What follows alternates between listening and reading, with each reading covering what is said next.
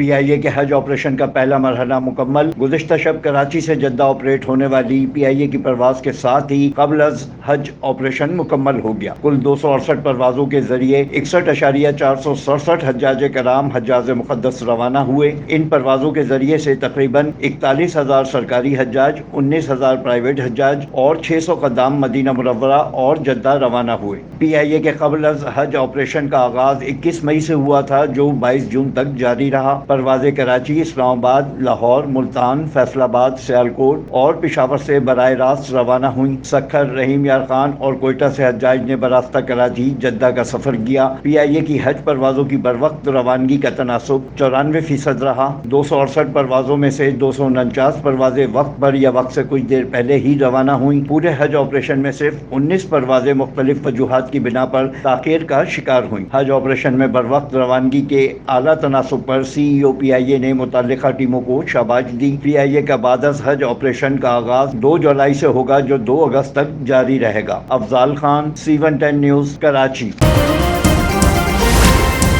C110 news, خبر کی اصل خبر۔